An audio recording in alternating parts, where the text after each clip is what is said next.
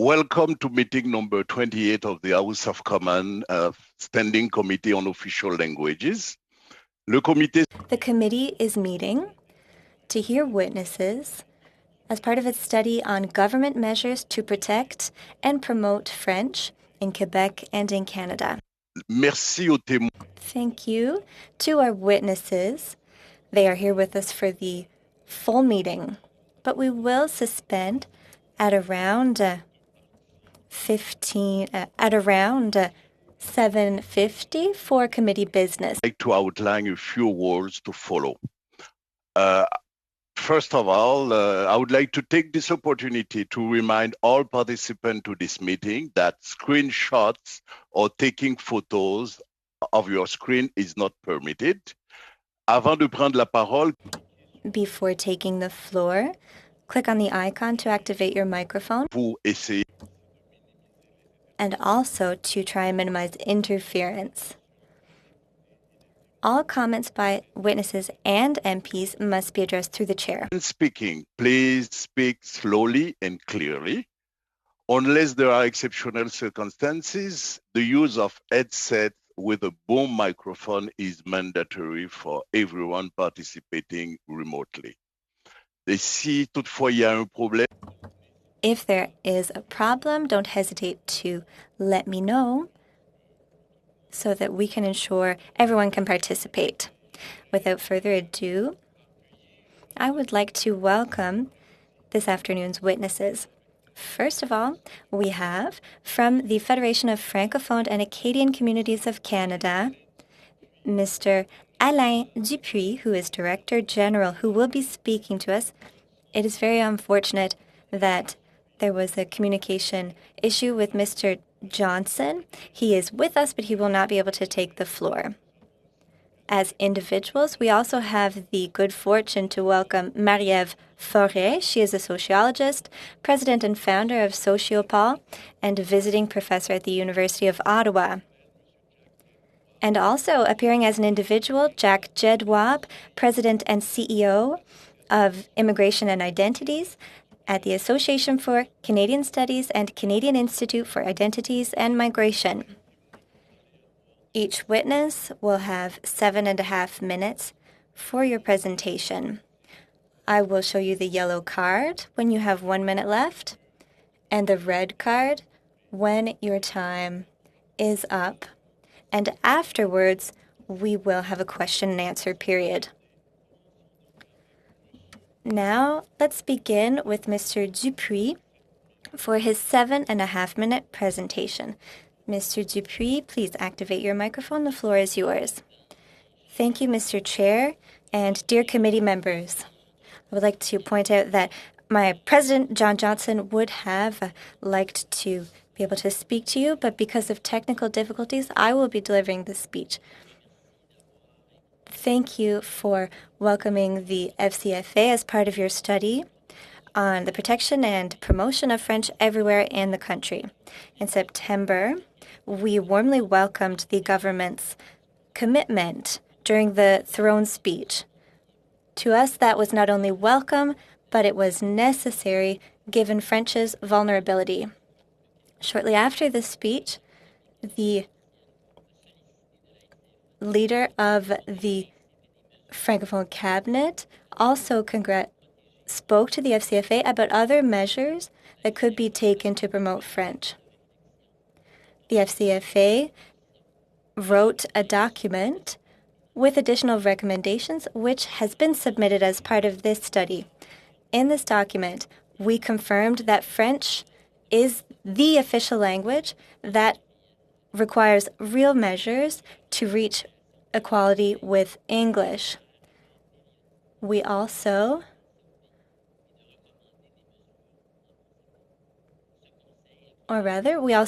recommended advice after having consulted Acadian and Francophone communities.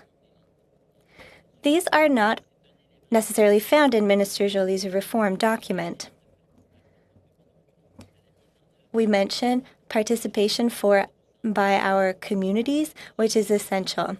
Secondly, we also identified in our document the social consensus issue regarding major Canadian values in the 21st century.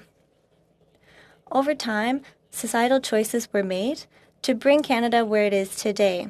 These choices include linguistic duality, cultural diversity, and reconciliation with Indigenous peoples. However, these choices are not well understood by everyone. And as the Commissioner of Official Languages, Victor Goldbloom, said, "People cannot support what they do not understand." In our opinion, the government has a duty for civic education to foster better understanding of its major values and the foundations for them. Thirdly, we call the government to action when it comes to the demographic weight of Francophones, which has eroded because of assimilation and because Francophone population does not renew itself at the same rate as Anglophone population. In the current action plan for official languages, the government's goal is to maintain the Francophone portion of Canadians at 4%. Fourthly, we recommended that the government work with provinces and territories to eliminate the numerous issues for second language French education so that it is not seen as a privilege for certain Canadians but a right for all Canadians. Fifth, Francophonie is stronger when it is united. A closer communication between all Francophone and Acadian communities would be to the benefit of everyone. The federal government can contribute to this and can also make specifications regarding CBC Radio-Canada's mandate and can foster better relationships between Quebec and other Francophone communities. 6, services in French to reach Canadians where it matters most locally. That is why we prescribe better cooperation between the federal government, the provinces, the territories, and the municipalities to enhance service provision in French based on the for and by principle. In the reform document, Minister Joly recommended a protocol for understanding between the federal government and the provinces and territories. We think that these measures need to go further. And for our 7th recommendation, I would refer you to Sorry, I Don't Speak French, the book by Graham Fraser. He notes that historically the government adopted a defensive and justificative approach instead of promoting the advantages of linguistic duality. A top-down approach is required, and the federal government is best placed to use its publications and its communications to promote the Francophonie in Canada. Now let me be frank. The status of French, whether it be as Canada's official language or a language in the public space, is slipping. I'm not talking about the pandemic circumstances. I'm talking about the fragile state of Laurentian University, the Saint Jean campus in Alberta, and other post-secondary universities. And I'm talking about the use of French in the public service. Those who find this is not serious are mistaken. French is part of Canada's DNA, and the federal government would absolutely be justified in taking bold action. Thank you.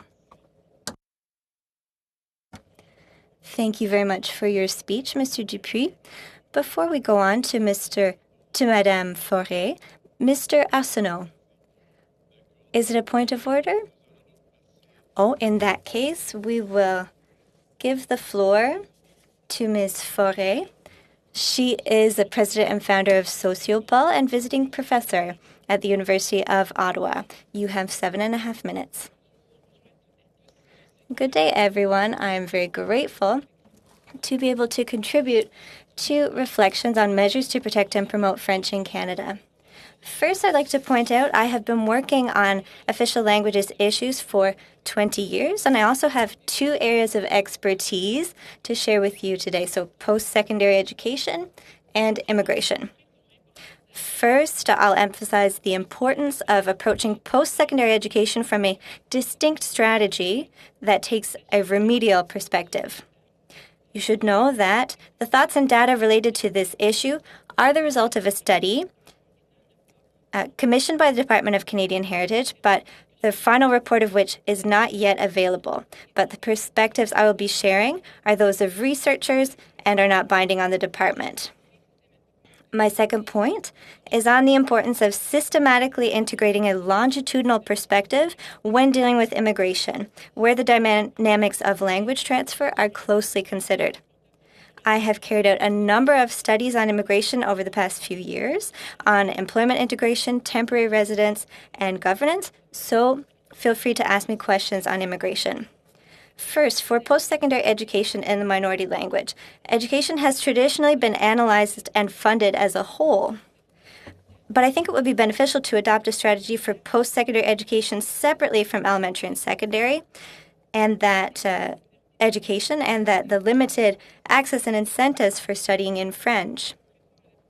Universities and colleges are among the few institutions in a Francophone community that have a very strong role in identity building, solidarity, and in socialization in the public sphere. And this includes the dynamics related to images that Francophones have of themselves, but also of the space that French occupies in the broader community. I will go back to what Rodrigue Landry mentioned last week to insist here that post-secondary education is very important when it comes to institutional completeness. That said, our study shows limited access and incentives for post-secondary education in French and in Canada outside of Quebec in 2018-2019. It was an extensive study with quite significant data, but I'll just share a few numbers. So in 2018-2019, about 2% of university students and college students had completed studies in French. And in 2016, 3.8% of the population had French as a first official language spoken.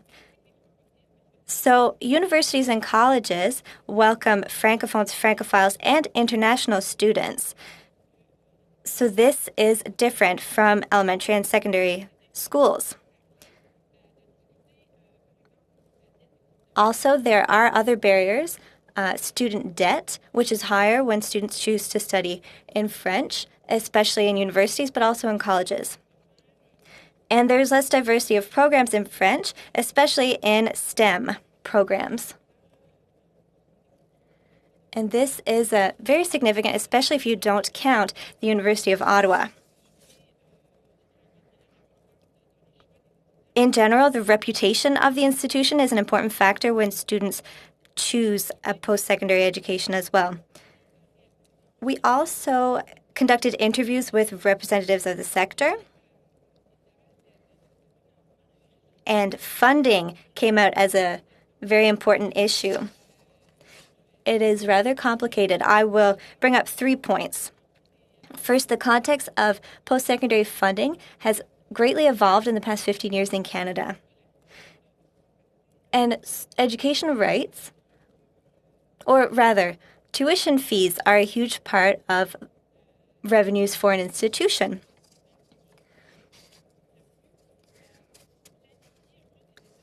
Planning and offering French language education in Francophone or bilingual institutions requires more investment for several reasons, because it requires more teachers, more planning, language training in both English and French. And when the community is a remote Francophone community with not very much visibility, it has unique obstacles. Now I would like to jump to immigration.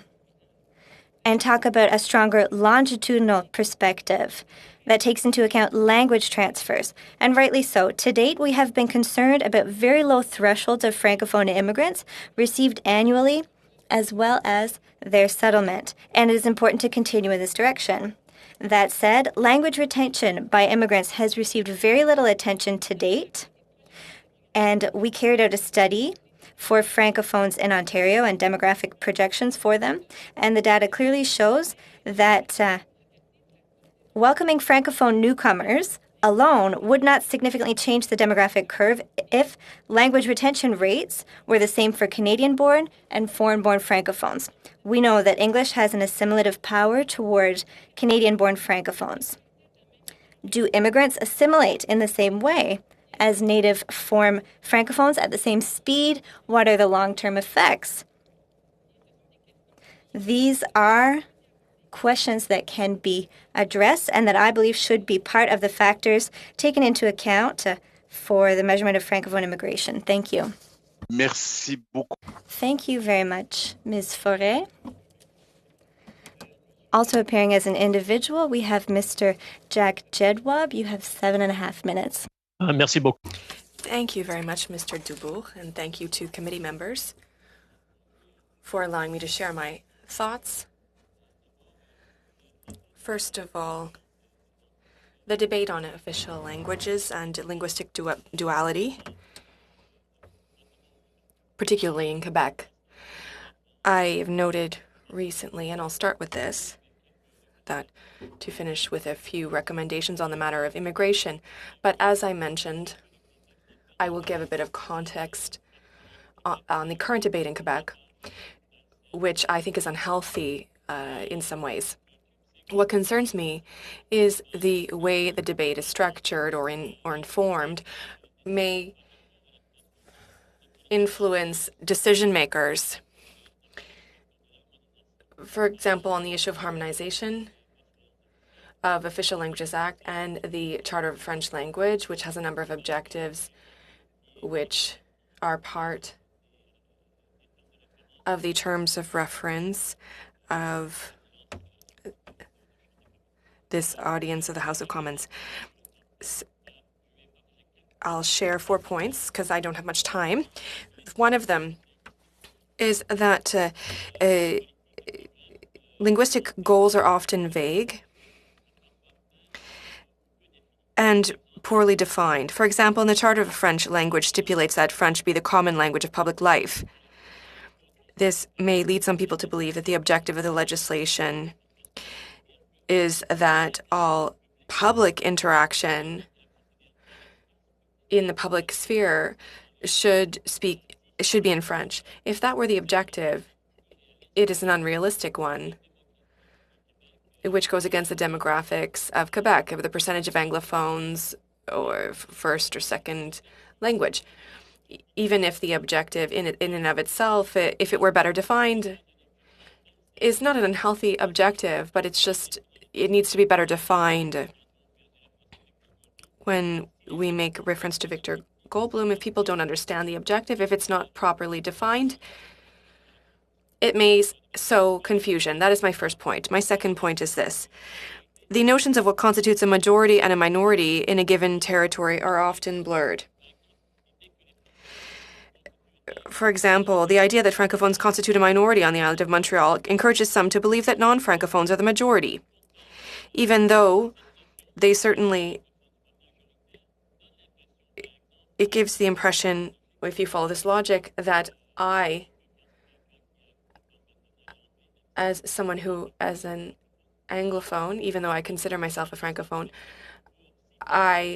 if Mr. Dubourg had Creole as a mother tongue, and Madame Martinez Ferrada, I'm assuming that her first language is not French, so we would be a majority on the island of Montreal. But I would say that, once again, I understand the way it's presented in terms of the minority-majority relationship, but I would imagine that Ms. Martinez and Mr. Dubourg we would never have a meeting to see how we as the majority could shape policy on the island of Montreal. But when I meet my colleagues, I get the impression that they take it for granted that the 50-some% of people from a variety of language portfolios share English as the first language that's been imposed on the majority. So this logic informs the debate in an unhealthy way. My third point, which is tied to this as well, why do we focus on the island of Montreal instead of the Montreal metropolitan area? Why do they choose the island of Montreal rather than the metropolitan area of Montreal?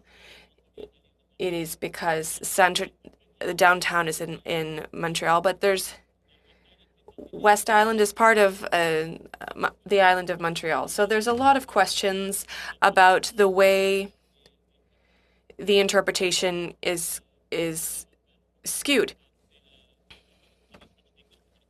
I feel I'll sort of do this in both languages.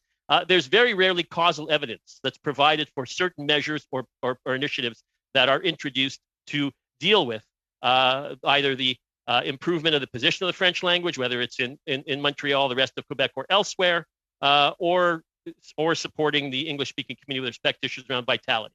We need to have more causal evidence of measures we adopt. Causal meaning, if, for example, the members of my National Assembly in Quebec say that we need to say bonjour instead of bonjour hi, it would be important to provide causal evidence of the effectiveness of that type of a proposal, right? Just not throw it up in the air and we'll vote for it unanimously and it's all good, because actually more people are saying bonjour hi, au revoir, goodbye, and having conversations in both languages since that measure was adopted and introduced, not adopted rather, but suggested by legislators in Quebec, than was the case before that suggestion was made. I can assure you, wherever I go now, it's bonjour hi everywhere I go, almost, because when we're not thinking about what the impact of those measures are, just what their symbolic, nature is. So, I've always found it a bit funny too that we in Quebec in the National Assembly will say we don't want the word hi, but we're okay with the N word. I mean, if you think about the paradox, right, which is kind of striking to me, in some instances. But anyways, we'll leave that aside for the time being.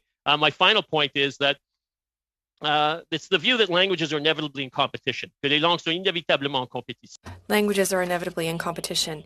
If I speak a bit of English, that means I speak less French. And when we look at the numbers in the workplace, because if you look at the issue, at least in Quebec, in terms of the threat to the French language, it is workplace situations where French can decline, for example, in Montreal, in the service industry, restaurants, for example. You speak a little bit more English or a little less French, that the two languages can't coexist. In fact, they must coexist in some ways where there's lots of mixing, and there has been lots of mixing in Montreal and elsewhere in Quebec, which has created some of the change that we're seeing and some of the fléchissement that we're seeing. So we need to be able to manage that. I think that's over for me. I did 1 minute. Oh, good. Merci, Monsieur Dubois. So I did want to say very quickly, if we're going to try to deal with issues around the percentages of francophones, anglophones, and allophones, we need to look at the issue of immigration, obviously, because it's immigration and projections around the future numbers of immigrants that we receive and the language composition of immigrants that is creating the perception that French as a mother tongue or language spoken at home, those aren't my preferred categories, by the way, for measuring the situation. I prefer, looking at the situation of French in the workplace or first official language spoken, but we need to better consider how we can augment the percentage of francophone immigrants coming to Quebec. Now, a lot of that's in the hands of the Quebec government. And to be fair, over 20 years, I have the data I can share with you, the Quebec government can do more in that area than it has done. And the federal government is not the obstacle to that happening. Thank you very much. Merci infiniment. Thank you very much. So, Jedwab, là voilà, donc nous allons. So there you have it. We will move to the question period, but I would like to inform the members that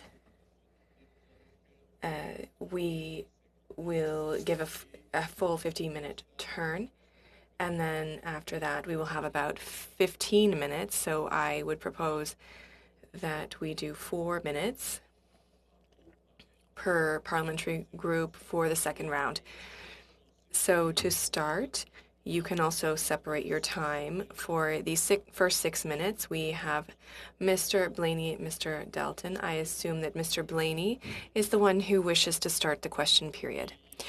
Yes, thank you very much, Mr. Chair, and we'll rely on you to divide the time equally like a sugar pie.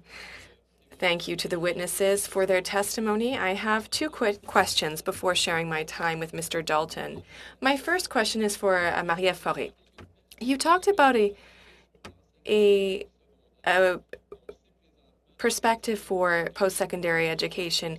We know that post-secondary education is under pressure for second language. For example, at Laurentian University, which is and there are gray clouds above the Université de Moncton and the St. John campus in Alberta. You said that repairs need to be made. Were there things that were not done correctly in the past, either with funding or other approaches? I'd like to hear you on that particular point. Thank you.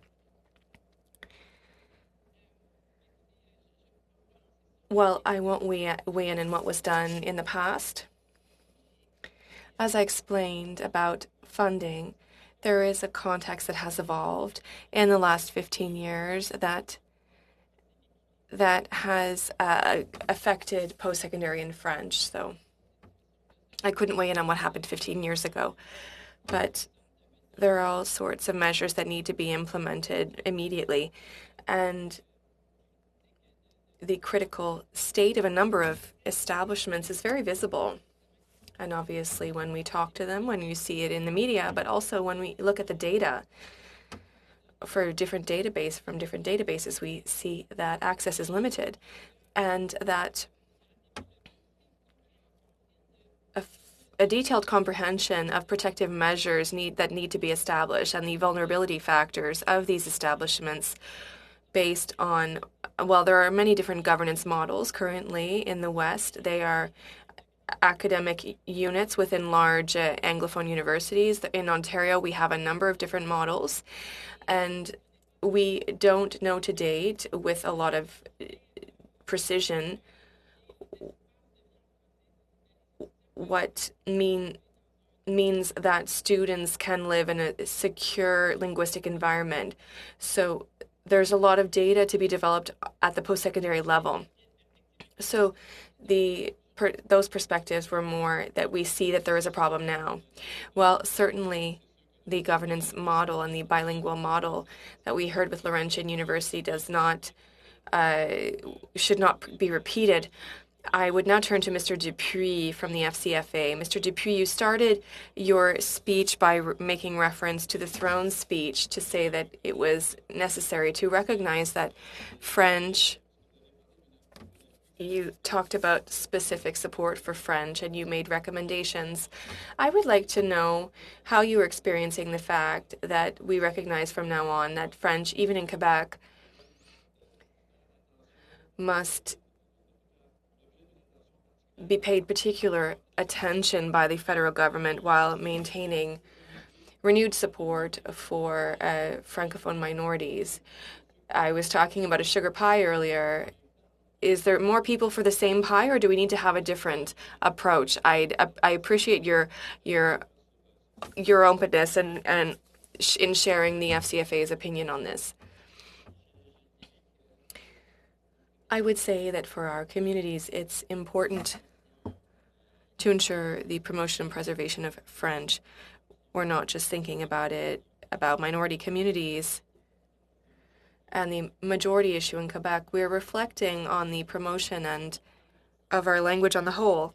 And I think that is the new logic that offered by the throne speech and that commitment to the particularities of French. Sometimes they can do more, and that's okay, because to achieve true equality, there are specific measures that need to be adopted. And those measures mean that, for example, the example of our post-secondary institutions, there is a whole network to be strengthened and consolidated outside of Quebec. And perhaps the needs are different in Quebec, and that's okay. But if we look at our post-secondary system as a national network, that includes institutions in Quebec and encourages mobility of francophones across the country to seek out services. I think that that is the new avenue offered by this vision of recognizing French. Thank you very much. So we need to stop thinking about Francophone communities outside of Quebec in silos. We need to think about one of our two national languages that needs a specific framework, and it's a pillar of our identity. I will give the floor to Vancouver to my friend Mark Dalton. You have 45 seconds. Oh no, I'll cut my comments and I'll ask just one thing. Everyone can answer. What score would you give to the government, A, B, C, or D, on its efforts to promote French? Go ahead. The score and maybe the reason that justifies your score. Who is your question addressed to? To all three. It's just a mark. Let's hear. Go ahead. Okay, starting with Mr. Dupuis. Okay, well, for us, the reform of the Official Languages Act that Mr. Joly is putting forward is focusing on a number of priorities of communities, and we studied the project, and 80% of our requests were in it. Thank you, Mr. Dupuis. Thank you very much. So we will move on to Mr. Lefebvre for the next 6 minutes. Mr. Lefebvre, you have the floor. Thank you very much, Mr. Chair, and I will jump into the game. And can we give a mark to the former Harper government? Oh, maybe we won't do that. We don't want to go there.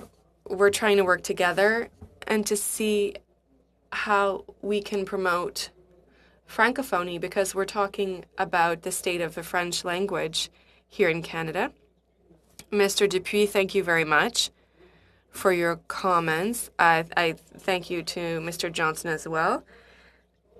You spoke a bit about the promotion and being positive for official language minority communities, and I know our government added an additional $500 million, and there was the White Book and the budget last week. That's another $300 million invested in communities. So I wanted to talk a little bit about the importance of infrastructure, cultural, community, and school infrastructure. And then perhaps I'd like to hear your thoughts on the court appeals process. What does that give you when we talk about gains in French and investing in our communities? What does that mean? Because if we don't invest, what does that mean? And if we invest in it, what does that mean? Because I come from Sudbury, Place des Arts is coming.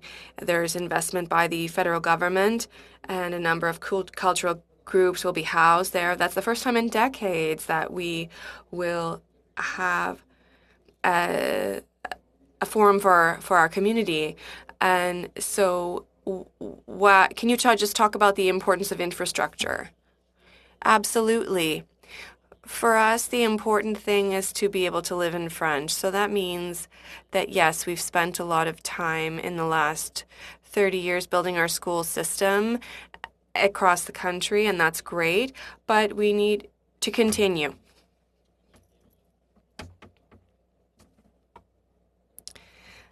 That means continuing in French and using cultural spaces. So I would say that the work will never be finished.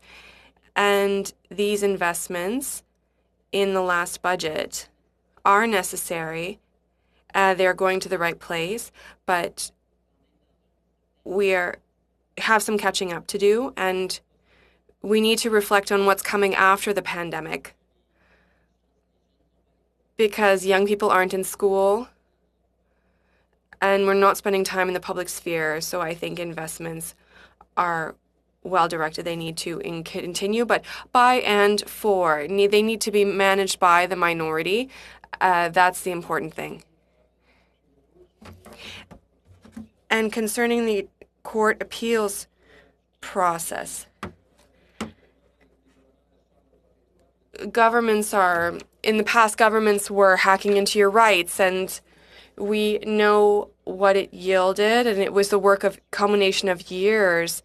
There was an inability for institutions to get their rights, but we brought back the court appeals process, and I'd like to hear to you about the importance of this program and what it means for communities in minority situations. Absolutely. Well, this program was essential. The fact that it was restored it was the last card to be played, and it was always important for us to work in collaboration with governments, provincial, territorial, and federal governments. But if our rights are not respected, well, then at least we have the means, a nonpartisan way, to it was structuring for school boards, for our schools, and it will remain so.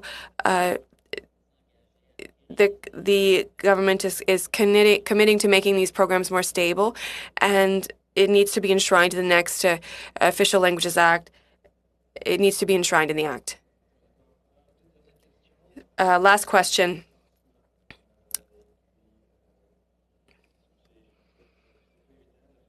Census. We need to count rights holders across the country.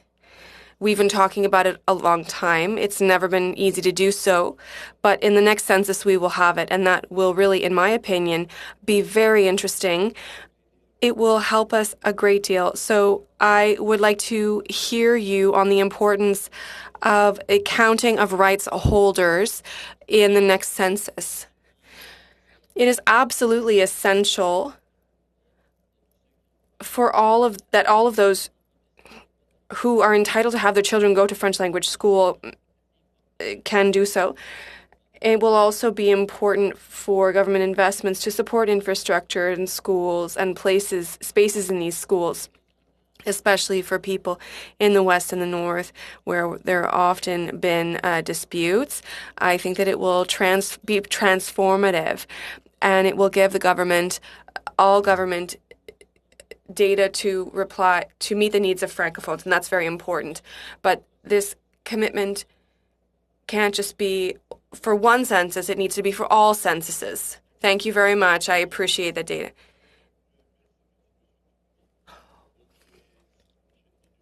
The next 6 minutes are for Mr. Beaulieu. Can you hear me?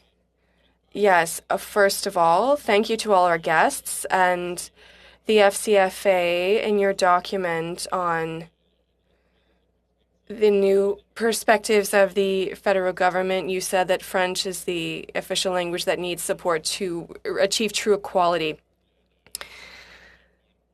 That echoes the demands of the government of Quebec. That's a good thing. You also talk about uniting Canadian francophonie. Would you agree that in this new perspective,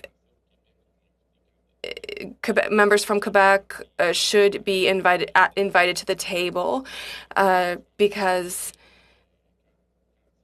when it concerns the official language community, usually it's only Anglophones inside Quebec who are invited, but out of solidarity, wouldn't it be good to invite people from Quebec?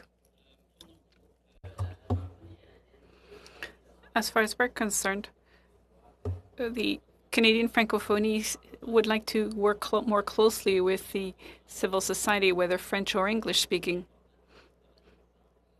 It's important that we be able to work together with the resources necessary to do so. Now, I don't know if those particular groups want that funding. I presume they do. But we believe that collaboration with civil society is very important. And you said that anything that is done by and for francophones at any level must be banked on and put forward. Therefore, do you believe the same goes for post-secondary education? Say, for example, to support the French programs in Sudbury and the University of Sudbury and other such programs, and for elementary and secondary schools. And immersion education is not controlled by and for francophones, and school boards say that Francophones get assimilated. Do you think it would also be a good thing for the Francophone and Acadian communities to control these immersion schools? Instead of investing in immersion schools, perhaps it would be best to ensure that schools by and for Francophones are properly funded.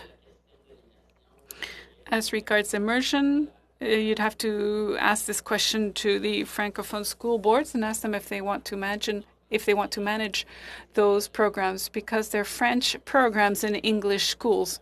This would require major reforms to hand over the governance of those programs to the French school board in an English school. But one must ask oneself what the consequences and repercussions of immersion schools are in Canada, what percentage of school children are able to speak both languages upon graduation. It's important, I believe, to support schools and immersion. It's two different things, but both are equally legitimate to help more Canadians speak both official languages. What was your first question again? I apologize. I don't remember it myself. You were talking about post-secondary schools, in fact, by and for Francophones. There's two things at stake here. The funding which must take into account the extra cost of French language post-secondary education. The Francophone school boards are funded through the provinces and territories, but they need higher funding because the schools are smaller and the figures are smaller. Well, the same thing goes for post-secondary French language education. It's not a problem, it's just a fact. And so funding must take this into account. And second, and this is an issue that concerns minority communities more, but indeed our facilities, our institutions must be managed by Francophones, and we have to have the power to be able to create new programs and to manage the administration. This just follows logically. We've had school boards, we've had French language colleges, and now we need French language universities managed by and for the minority. It would be interesting to make comparisons because the federal funding of universities in Quebec goes to Anglophone universities to the tune of 40%. I don't think that's the case for Francophone universities outside of Quebec. So there seems to be two different proportions here. My other question is for Madame Marie-Ève Forêt. When you talk about restorative justice, are you talking about the context in which for far too long French language education was banned outside of Quebec, which supported very quick assimilation? Even in Ontario, I believe, the first second French language secondary public school was in 1968. Well, I wasn't going that far back, but considering that institutions did develop in the last few years only, it's hard to believe that the strength of a 20-year-old institution is as strong as a 120-year-old institution. Some French language institutions have existed for longer than that, but haven't really developed. Thank you, Madame Forêt and Mr. Beaulieu. And now the next 6 minutes are for Madame Ashton. Thank you, Mr. Chair. My first question is to Ms. Forêt. You spoke about it in your statement, but I'd like to know what you think of what is going on in Sudbury with Laurentian University. In order to keep students and to have a vibrant French language community, we need institutions and universities such as Laurentian University. Why should it be a priority to offer French language post-secondary education in minority situations in Alberta, Ontario, and New Brunswick, for example? Well, the issue with post-secondary education is that it builds it builds identity, this feeling of linguistic security and competency, meaning that when we hit the labor market, we'll feel comfortable working in French, offering solutions and partnerships in French. Post-secondary education contributes to that. And within a French language post-secondary institution, it's important to have spaces where French is the language, where we know things will happen in French. This is why it's important for bilingual institutions to have an opportunity to develop these French language environments within their institution. Now, we didn't delve very deeply in existing protection measures, but imagine we could have had such issues in Laurentian University given the current situation. I have questions for Alain Dupuis now. What should the government consider adopting as modernizations to the Official Languages Act? Yes, absolutely. The reform document that was released this winter was well received by us, since it did respond to several of our issues. Now, Part 7 of the Act, which concerns community minority language communities, must be clarified and strengthened. Currently, when we work with the federal government and various departments, we're not clear what a positive measure to support development is. So this positive measure needs to be defined. Also, another thing that needs to be defined is consultation. What is consulting communities to develop programs? Previous governments haven't really consulted communities and have come up with programs that have just dropped on a community that don't meet their needs. Another thing is that the federal government has to support the by and for part of programs, i.e. the ability of communities to support, to develop and support their own programs. This can go through investments in provinces and territories, but also in investments in institutions directly. So these institutions are partners to the federal government, not just groups to be funded. So the help given to communities must strengthen these communities. And finally, I mentioned transfers to provinces and territories. The federal government does transfer a lot of money to them for education, health, infrastructure, etc. Unfortunately, this money cannot be tracked, and it cannot be demonstrated if this money has any impact on French language communities. If this amount is spent on universities and colleges, then it come with a clause, a consultation clause, so that the minority language communities can have a say in how the money is spent and on the impact it will have on them. Also, Part 7 is very important to us. Part 7 of the Act.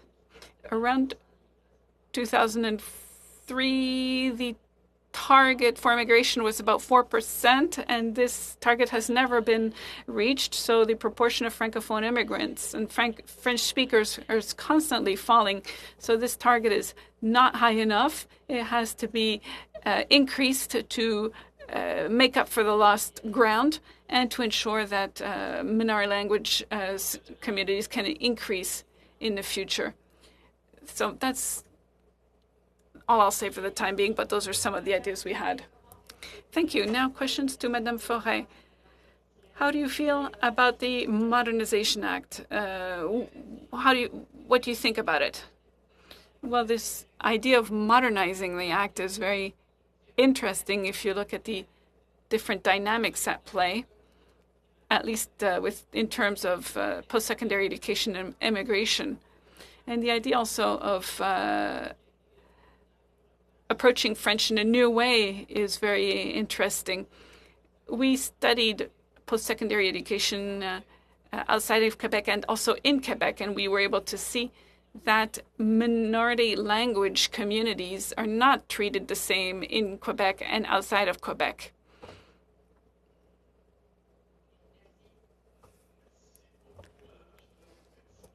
Thank you, Madam Ashton and Madame Forêt. And now we will be moving on to a 5-minute round of questions, starting with Mr. Godin and Williamson. You have 5 minutes. Go ahead, please. Thank you, Mr. Chair. I'll be happy to share my time with my colleague, Mr. Williamson. But of course, when you're passionate about an issue, you too often forget the time. I'll try not to do so this time. I would like to thank all three organizations who have appeared today. And I'll start with a question to Mr. Dupuis. Earlier, Mr. Lefebvre had played a bit of politics with the Conservative past, but I must say I'm very proud of what the Conservatives have done for Francophones. Now, Mr. Dupuis, budget was tabled last week, and in your statement, you spoke about the importance of seizing every opportunity to ensure that French is used on a daily basis. This is important, of course, in a post-secondary education, but it's just as important in early childhood education. Have you suggested to the current government to make it compulsory for provinces that implementing daycare to ensure that there are French language daycares outside of Quebec? Have you suggested that to the government? Yes, absolutely. In fact, we spoke about this with Minister Joly just last week, and we will make representations about this to Minister Hussein to ensure that those billions of dollars do include a very clear linguistic clause ensuring that these new daycare programs include Francophone minority programs. We'd like some 5,000 spots outside of Quebec, but there's a lot of work to be done to achieve this, and we believe that it should be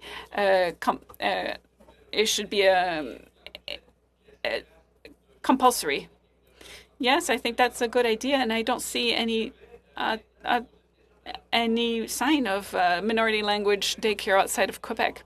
My next question is to Madame Forêt. Madame Forêt, you have identified a problem which unfortunately is chronic and is getting worse. You spoke about university fees that are tuition fees that are gaining an increasing share in the operating budget of any university. Universities have to be competitive and they have to be cost effective. But if they're always looking at their bottom line, they unfortunately betray their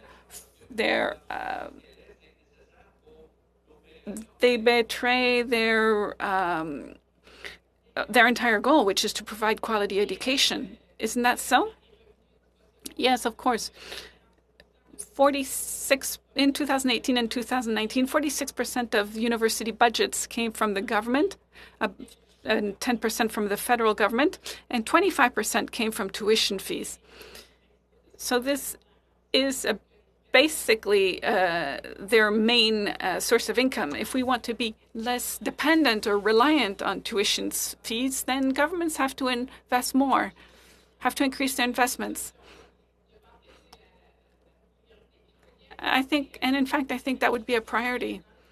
Also, remember that within tuition fees, universities have increased their tuition fee base thanks to foreign student tuition fees.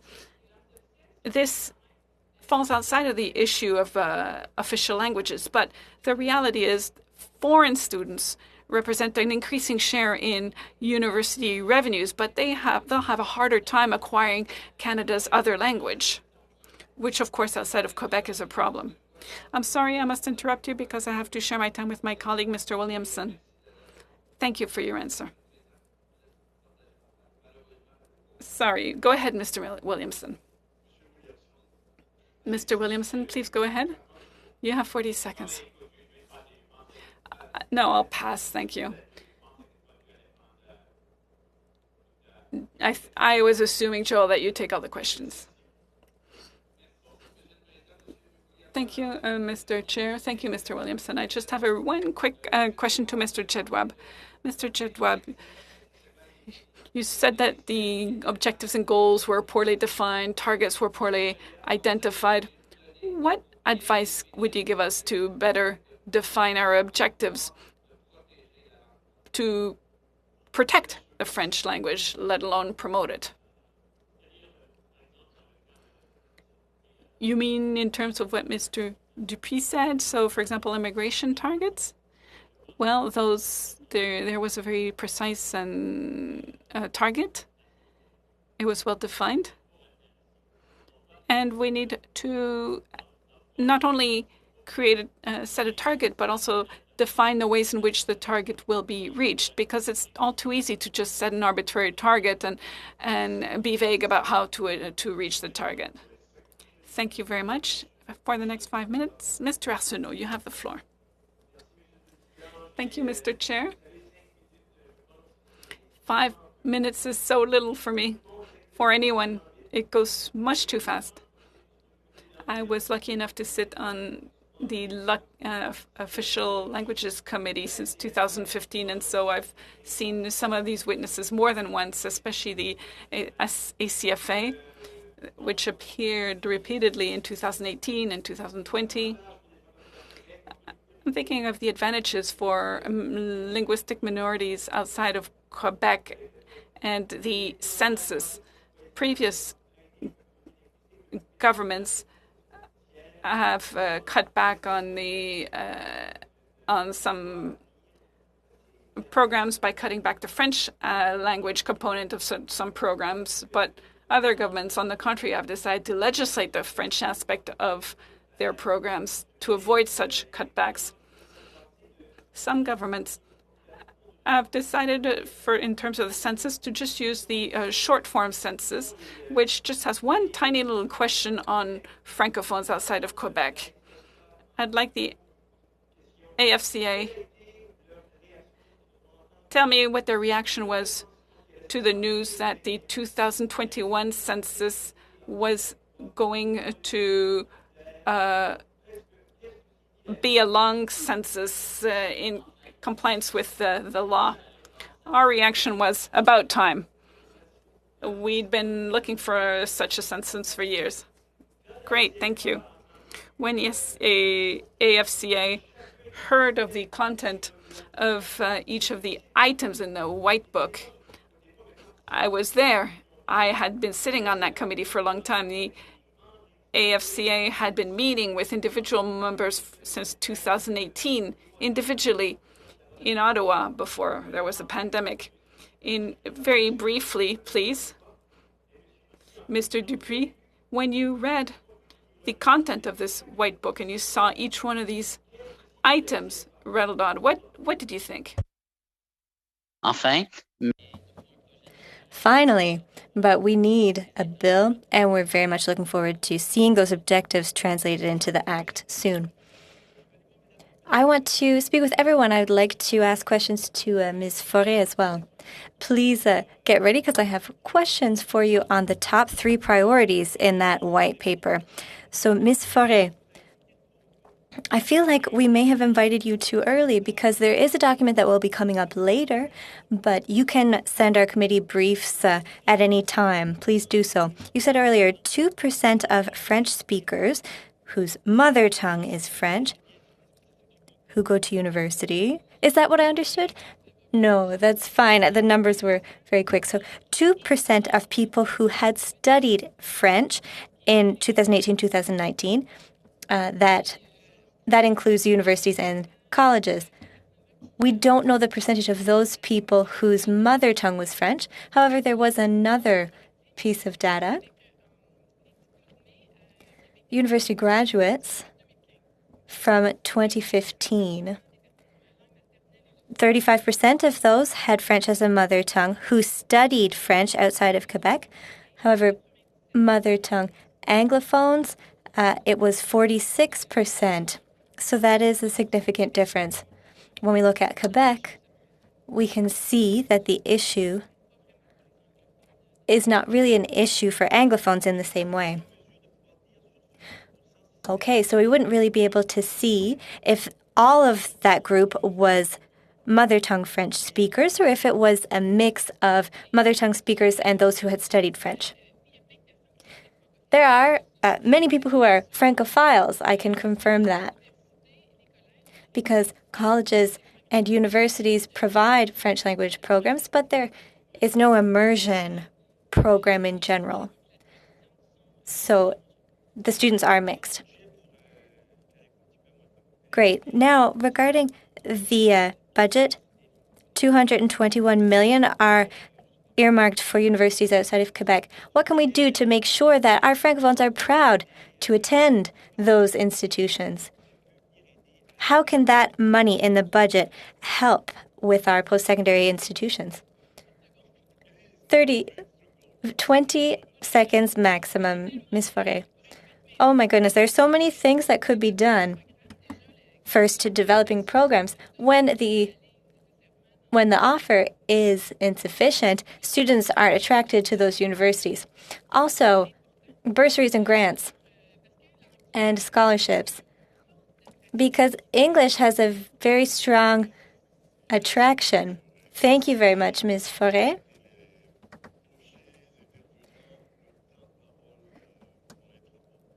The next speakers will have even less time. So, Mr. Beaulieu, 2.5 minutes, please.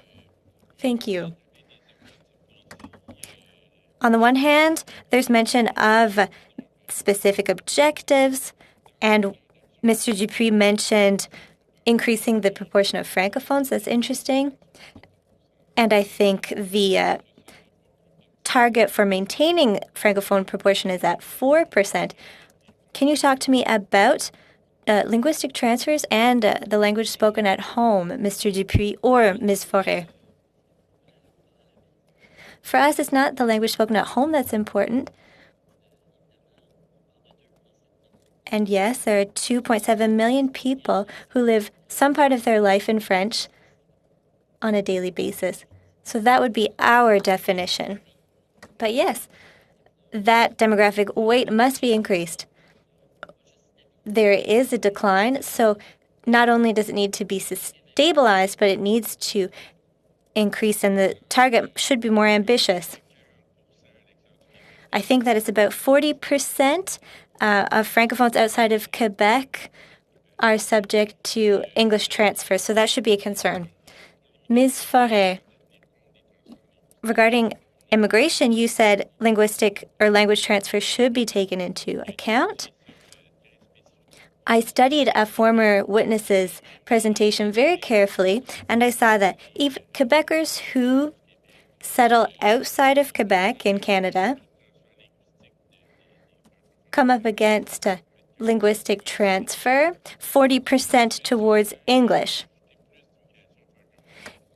And so if there was Francophone immigration alone, and they were also subject to English transfer, what would be the outcome?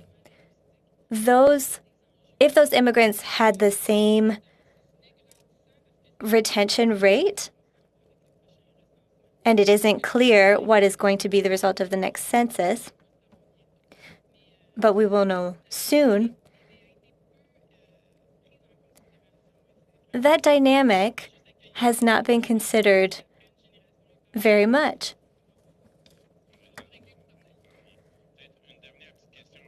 One last question. Mr. Beaulieu, I'm sorry. The time is up. So we will now move on to Ms. Ashton for 2.5 minutes.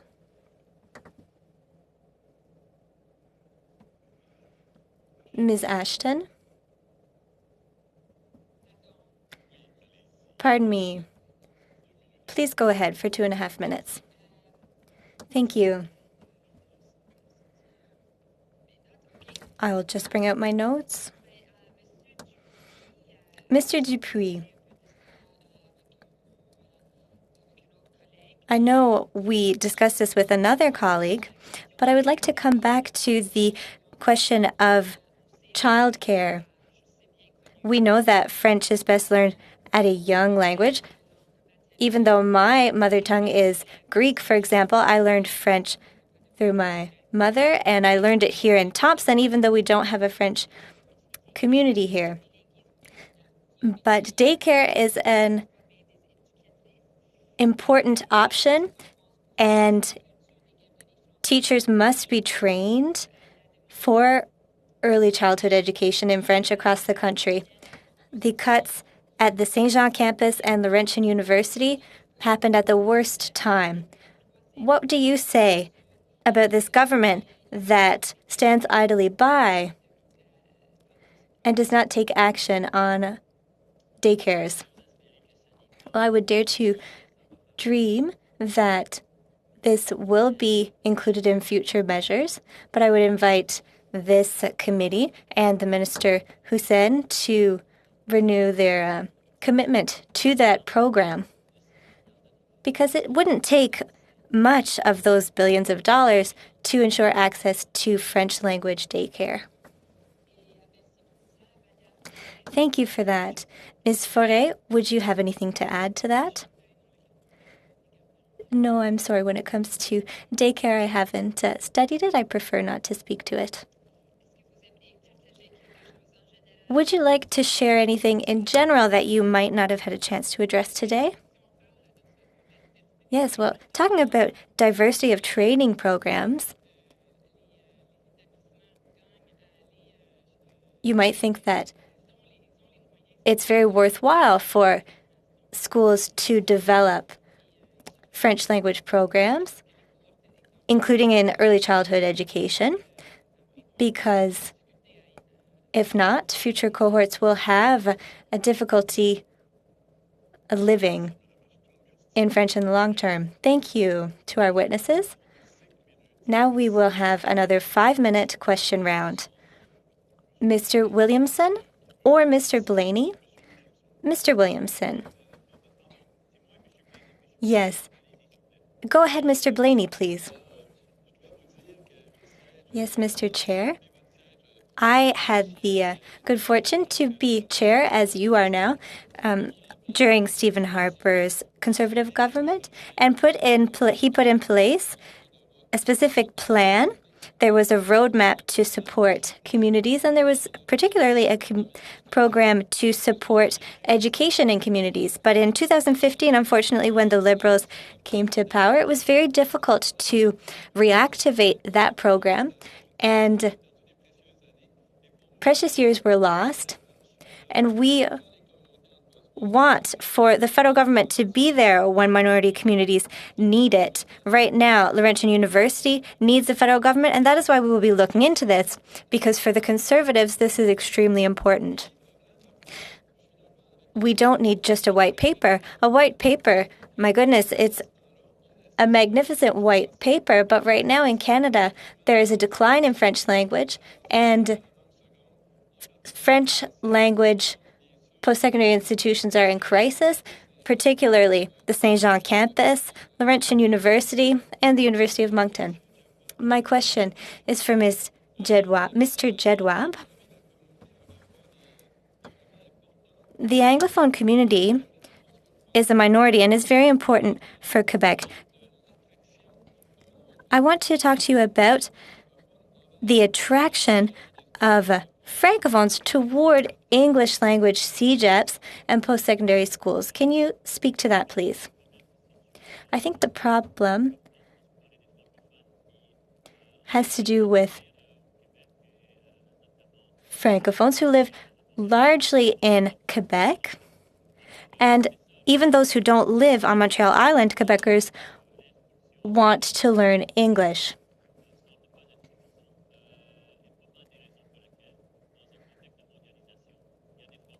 We're in a globalizing world, so Quebecers probably want to learn English to be able to work in English afterwards. I would suggest that the solution would be up to Quebec to decide, and Quebec could increase the offer of English education in secondary schooling. Once Quebecers have more ability to speak English, this also facilitates their access to CEGEPs. But there is also a solution, another solution, that would be at the CEGEP level. Also, Quebec Anglophones want to perfect their French. Yes, Mr. Jedwab. And Quebecers already learn English at Francophone High School. And to be accepted in an English-speaking CEGEP, the Francophone already has to be bilingual. And as you say, globalization is one of the reasons for this pull. My question, and I have a sub-question, here it is. In Quebec, we really see a challenge. Does the federal government have a role to play to support the institutions that promote French in Quebec and elsewhere? For example, I'm thinking of the Saint Jean-Baptiste Society. Do you think the federal government could say, for example, this society plays an important role in supporting the essence of French? I think it depends on programs and not on the institution itself. I do believe they deserve to be funded, whether it be the Saint Jean-Baptiste Society or others, because it's what they offer as a service and as a program. Yes. Thank you very much. My last question, if I have time, will be for the FCFA. Could you please speak to the role that you expect the federal government to play regarding Laurentian University? Mr. Dupuis, as you know, the situation is critical. What are your expectations for the federal government to support and maintain the vitality of post-secondary institutions, especially in Northern Ontario?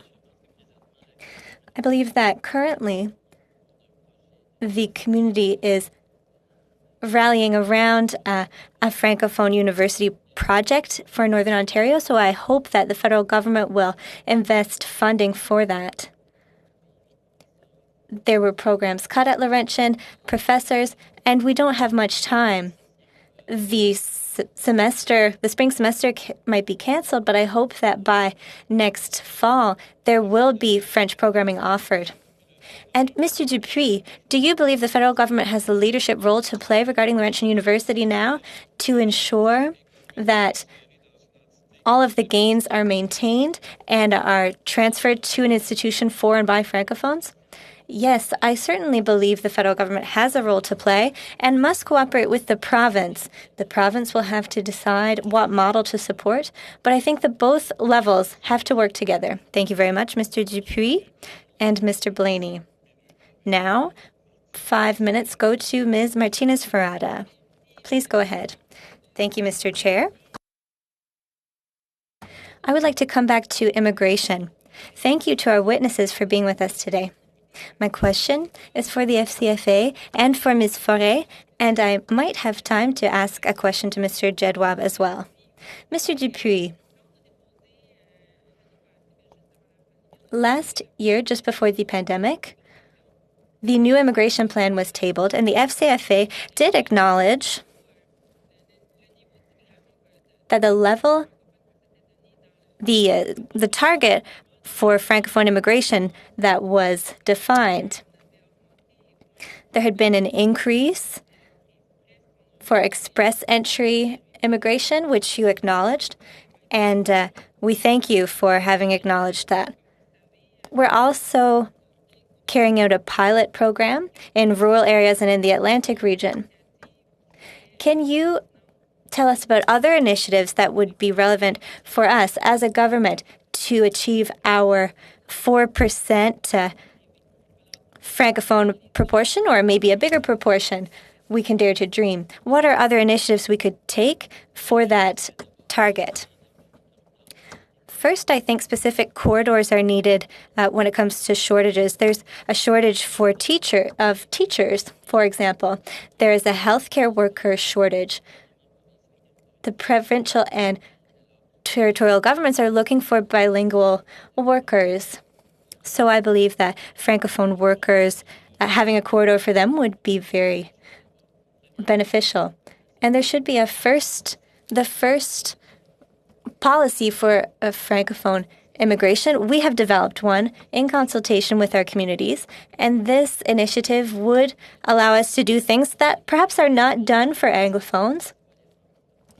but it would add a Francophone component to immigration. So recruitment, promotion, transfer of temporary workers towards their permanent residency. I'm thinking of students as well.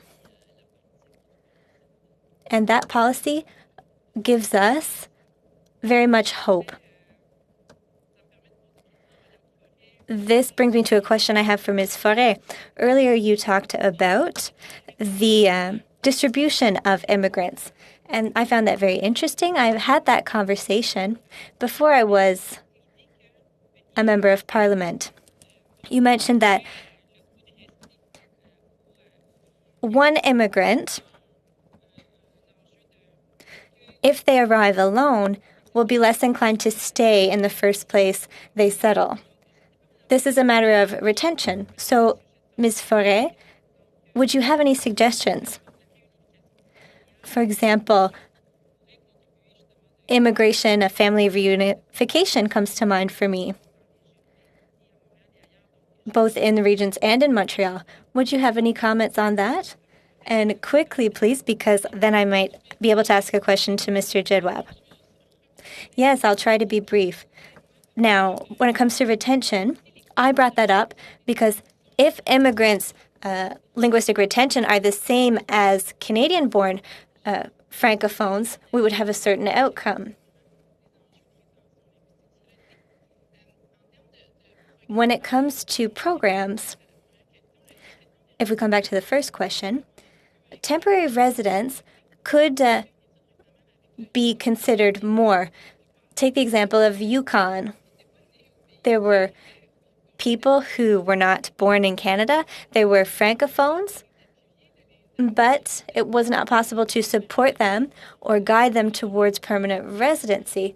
But much more could be done for cases like those. Thank you, Mr. Jedwab. You have 40 seconds left. Mr. Jedwab, a year or two ago, during your testimony, you said that official languages were essential and fundamental to the cohesion of our country. How can we proceed if the proportion of Francophones is declining? I think we have to increase the number of people outside of Quebec who speak French. For example, in Ottawa, I think that there's a lot of interest among Ottawa Anglophones in learning French, and there's an indirect and direct way to promote that.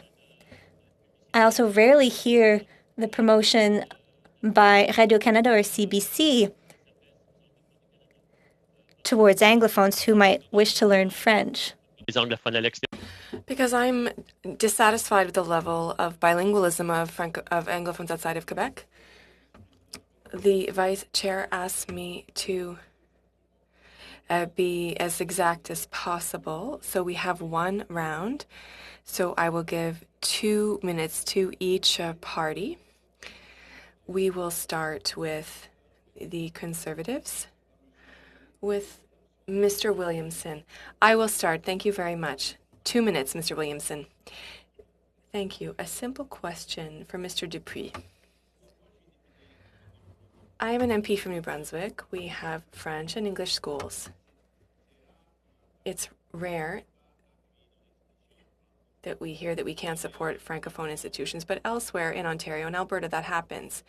Why do you think we're not a rich province like Alberta and Ontario, but that doesn't happen here? Why? And what can we do to change that at the federal level? Thank you very much, René. Big question. I think it is time for the federal government to sit down with the provinces and territories and communities and brainstorm about what we can do collectively. We need to stop seeing this as an issue of jurisdiction. It needs to be, Francophonie is a partnership collaboration. And there's the provinces and territories, the federal government, and the communities need to reflect on the future of official languages. No one is against official languages, but we need to reflect on their future, so how we will advance future French for the future generation.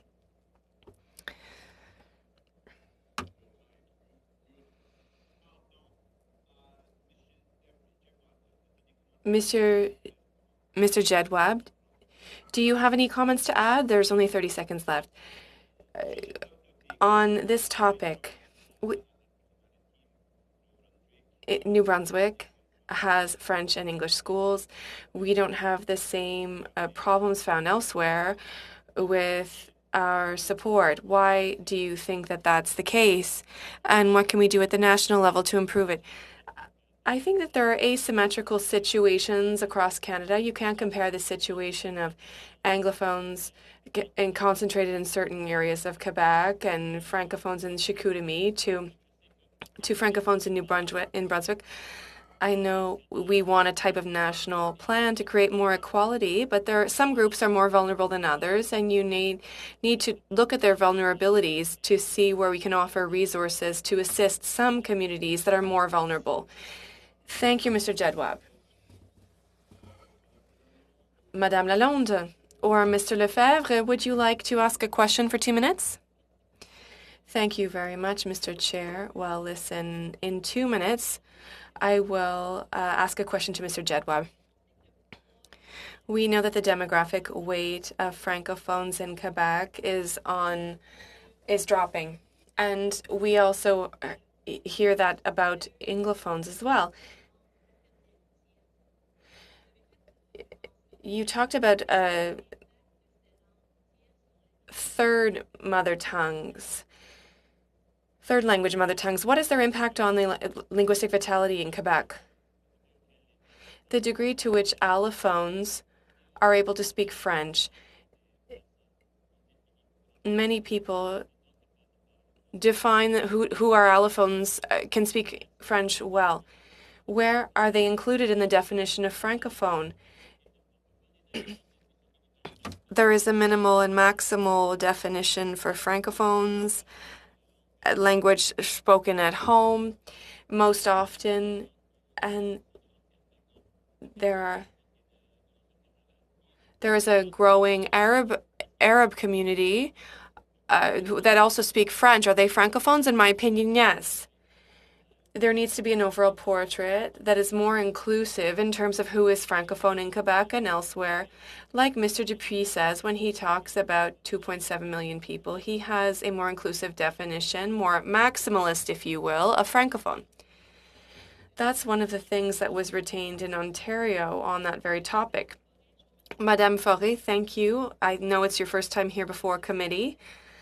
Thank you for your testimony. I would like to hear you on the place of the provinces and territories in strategies to protect official language minority communities, but concerning the support for demographic weight of Francophones. Do you think the investments in recent years can contribute?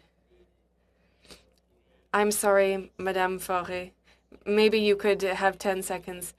Well, it's a question that is outside of my expertise in any case, but thank you.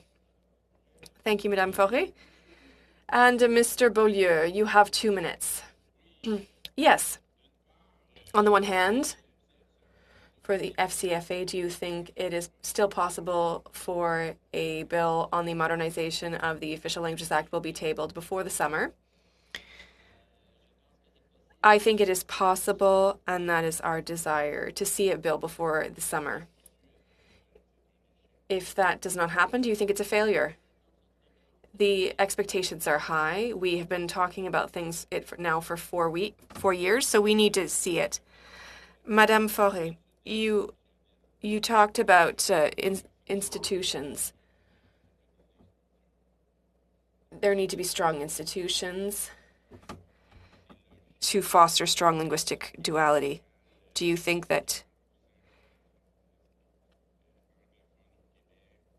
the federal government gives 40% of its funding to English colleges and schools in Quebec, but they don't do the same thing for Francophone institutions outside of Quebec? Does there need to be more symmetry?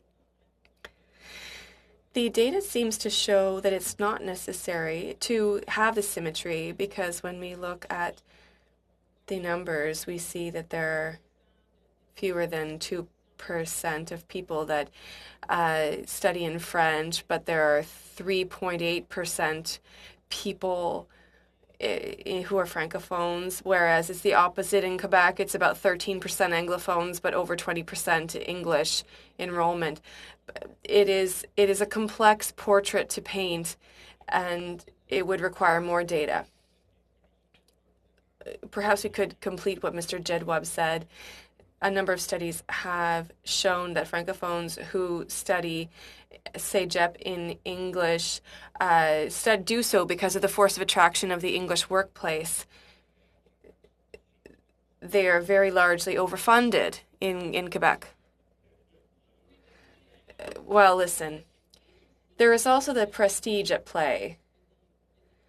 There are colleges in Quebec and even McGill University that are considered to be prestigious, so that also plays into it, in addition to the prestige of English. But it's difficult to work on that issue of attraction and how to draw people into French language institutions. It's worth looking into very seriously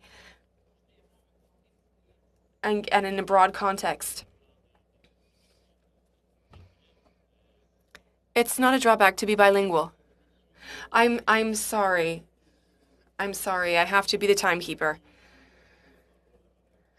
And now Ms. Ashton has the floor to ask questions, perhaps along the same lines. Ms. Ashton, you have 2 minutes. Thank you. Well, I wanted to ask a question to Mr. Dupuis on the statement by Minister Joly. You were made aware of the minister's working document. Do you have complementary suggestions, or have you identified gaps? Do you believe that she is on the right track? I believe they're on the right track. I think it's a good idea to have a central agency at the Treasury Board on official languages policy, but to ensure its accountability, to ensure that what is proposed in the Act takes into account a horizontal perspective. Another thing, the language of work. We are eager to see whether francophones outside of Quebec will be able to work in their language of choice in regions where there are communities. That is what we hope. And then the Office of the Commissioner of Official Languages. Yes, we need to strengthen their powers. They need to be given a power to impose fines. And then we can't wait for the regulations. We need to define clear principles in the Official Languages Act in Part 7. They're not positive measures.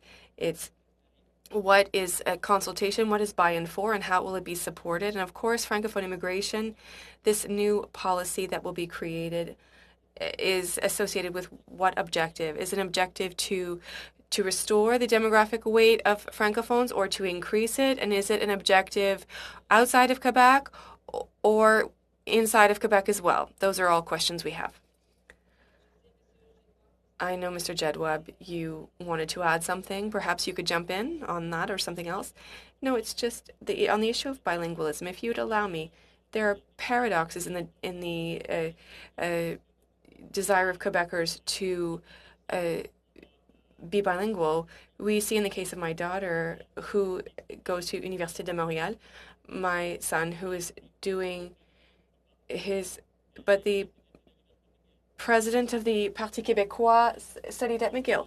So you see francophones who are drawn by the prestige of universities like McGill, and then anglophones like my children who study at Université de Montréal. Thank you very much, Mr. Jedwab, Ms. Ashton. With that, we will conclude this sitting with witnesses. I would like to thank you very sincerely for your participation. We started with the Fédération des Communautés francophones et acadiennes du Canada. Thank you, Mr. Dupuis, Executive Director, for giving a presentation and answering questions. Thank you to Mr. Johnson as well. As a witness and as an individual, I would like to thank Ms. Maria Faure, who is the president and founder of Sociopol and a professor at the University of Ottawa. And as an individual, Mr. Jedwab, President and Executive Director of Immigration and and the Canadian Institution for Identity and Migration. Dear witnesses, thank you. We will now move into an in-camera sitting. And once again, if you have any additional information to send us, please do not hesitate to do so, to send it to the clerk. With that, I wish you an excellent afternoon, early evening. Thank you once again. Thank you, everyone. Goodbye.